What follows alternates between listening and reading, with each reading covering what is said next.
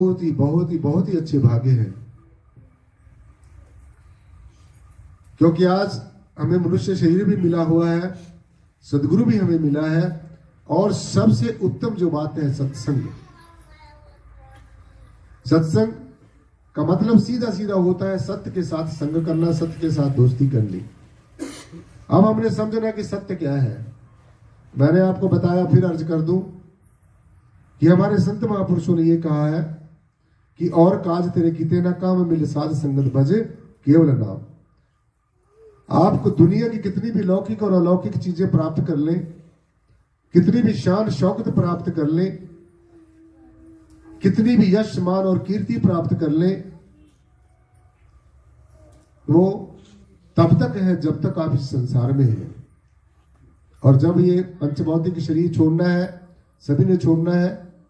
ये परमेश्वर का इस जय श्री प्रियतम निर्गुण आकार सर्वाधार विश्वाधार परम तत्व का एक अकाट्य नियम है, एक फंडामेंटल, नेचर का जो है फंडामेंटल है। ये कुदरत का एक ऐसा फंडामेंटल रूल है, एक ऐसा नियम है, एक अकाट्य नियम है कि हम सब के ऊपर लागू होता है, जितने भी इस यूनिवर्स के अंदर जो जीव है। जिसके जीवन में सत्संग है, जिसके जीवन में सदगुरु है, जिसके जीवन में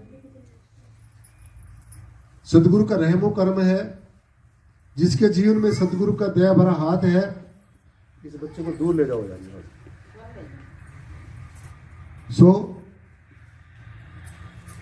जिसके जीवन में ये सारी चीजें हैं, तो उसको ये समझना चाहिए कि मेरे बहुत ही अहोभाग्य है, मेरा बहुत ही अच्छा प्रारब्ध कर्म है। बड़े भाग पावे सतसंगा, बिन प्रयास होए मोहभंगा। बड़े भाग पावे सतसंगा, बिन प्रयास होए मोहभंगा। संसार में सबसे खतरनाक चीज क्या है, और उससे छुटकारा पाने के लिए क्या योग है, क्या युक्ति है, क्या तौर तरीका है। तो हमारे सदगुरुओं ने, ब्रह्मज्ञानी संत महापुरुषों ने ये बताया है कि बड़े भाग पावे सत्संगा। जिस जीव के अहोभाग्य होते हैं, सौभाग्य होते हैं, उसको ये ज्ञान चर्चा मिलती है। और मैंने ऐसे अपने जीवन में ऐसा देखा है, मुझे को कहने में कोई गुरेज नहीं है, आपको अच्छा लगे बुरा लगे वो आपकी समझ है,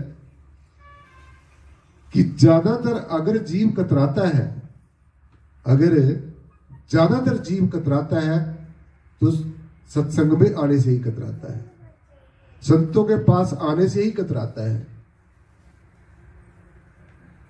और जब कोई ना कोई ऐसा उसका फिर कर्म जागृत होता है, सदगुरु फिर उसको अपनी तरफ खींच कर ले आता है। तो सबसे ज्यादा जीव सत्संग से कतराता है, सुमरण से कतराता है, संत शरण में आने से कतराता है। इन तीन चीजों को छोड़कर और सब चीजें समय पे करेगा, सब चीजें का समय निश्चित होगा।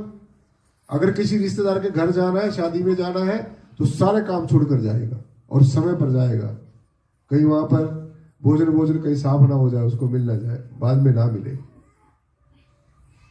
और अगर कोई पंचायत लग रही होगी, जहां पर कोई ऐसी बात चल रही होगी किसी अच्छाई बुराई की, सबसे पहले भागेगा वहां पर। और जहां पर परमेश्वर की चर्चा होती है, परमेश्वर का गुणगान होता है, वहां पर जाने से ये जीव सबसे ज्यादा कतराता है। अब सवाल उठता है, क्यों ऐसा क्यों होता है? ऐसा इसलिए होता है साध संगत जी कि ये जो जीव है, ये त्रिगुणात्मक माया के वशीभूत है। त्रिगुणात्मक माया, पहले रजोगुण की माया, फिर सतोगुण की माया, फिर तमोगुण की माया। तो ये जो मन है, ये मन के अधीन है। ये रजोगुण, सतोगुण और तमोगुण, ये त्रिगुणात्मक माया है, ये इस मन के अधीन है। और मैं आपको सीधा सीधा ये कहना चाहता हूं, अगर आपका मन सत्संग में आने से कतराता है, संतों के पास जाने से कतराता है, और समय पर सुमरण करने से कतराता है, तो आपने सीधा सीधा ये समझ लेना चाहिए कि मेरी जो चेतना है, मेरे जो भाव है, मेरी जो दुनिया है, मेरा जो संसार है, मेरी जो यादगार है, मेरी जो तवज्जो है, मेरा जो ध्यान है, मेरी जो कंसंट्रेशन है, वो मन के दायरे में है। और ज्यादातर ऐसा ही देखने में आता है, क्योंकि ये जीव ज्यादा संसार में रहता है, संसार के रिश्ते नातों के मोह फांस में फंसा रहता है, इसलिए इसको वही चीजें अच्छी लगेंगी। लेकिन जब कोई ऐसा हमारा कर्म जागृत होता है, संतों की शरण मिलती है और इस काल के थपेड़े इस जीव को लगते हैं, काल के थपेड़े जब जीव को लगते हैं तो फिर ये सीधा सीधा अपने रास्ते पर आ जाता है। तो इसलिए हमें काल के थपेड़े ना खाने पड़े, हमें बार बार इस संसार में ना आना पड़े, हमें बार बार दुखों को ना भोगना पड़े, हमें बार बार मोह ना सताए, हमें बार बार संसार की आसक्ति ना सताए, हमें रिश्ते नाते सगे संबंधियों का मोह ना सताए। इन सब का सिर्फ और सिर्फ एक ही योग है, एक ही युक्ति है, एक ही तौर तरीका है, एक ही उपाय है, एक ही समाधान है, एक ही सॉल्यूशन है। और वो क्या है? वो क्या है? सत्संग में आना, क्लास में आना, इस जमात में बैठना, इस धर्म चर्चा को सुनना। क्योंकि जब संत महापुरुषों के जो वचन है वो कानों के माध्यम से हमारे अंतःकरण में जाएंगे तो पहले हमारे शरीर के ऊपर टंकार करेंगे, फिर हमारे शरीर को भेदते हुए हमारे मन के ऊपर टंकार करेंगे, फिर मन को भी भेदते हुए हमारी बुद्धि के ऊपर टंकार करेंगे, और फिर बुद्धि को भी भेदते हुए हमारे चित्त के ऊपर टंकार करेंगे, और फिर चित्त को भी भेदते हुए जो सबसे बड़ा जीव का जो दुश्मन है, जो अहम है, अहंकार है, जो मैंपना है, जो अपने आप को कर्ता भाव है। जब लग कहे मैं हूं करता, तब लग गर्भ जोन में पड़ता। ये बार बार आने का हमारा कारण, जन्म मरण का कारण क्या है? इसका कारण है कर्ता भाव। I am doing this job, I do this job, I have done this job. ये तीन प्रॉब्लम्स जो है, मैंने ऐसा किया, मैं ऐसा करूंगा, और ये मेरे द्वारा हो रहा है।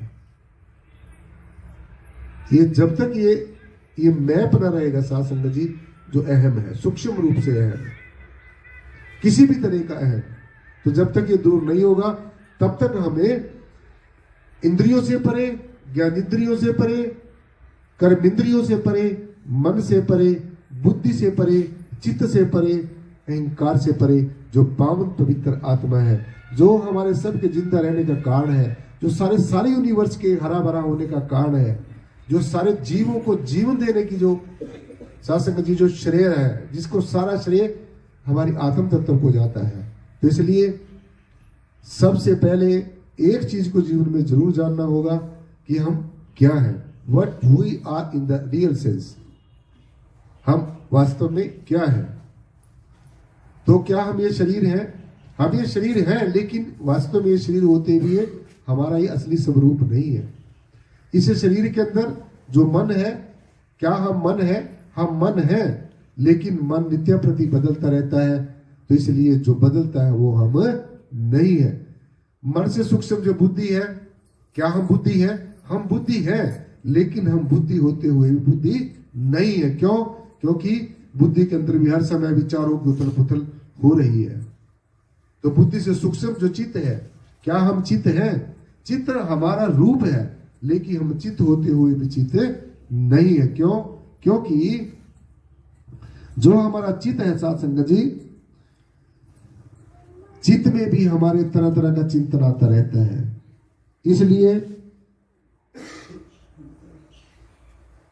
हम चित्त होते हुए भी चित्त नहीं है, क्योंकि चित्त भी बदलता रहता है।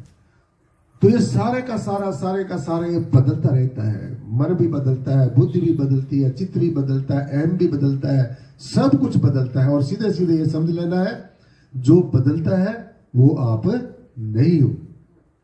जो इन सब को बदलता है, ये आपका असली स्वरूप है, ये मेरा असली स्वरूप है, ये आप सबका असली स्वरूप है।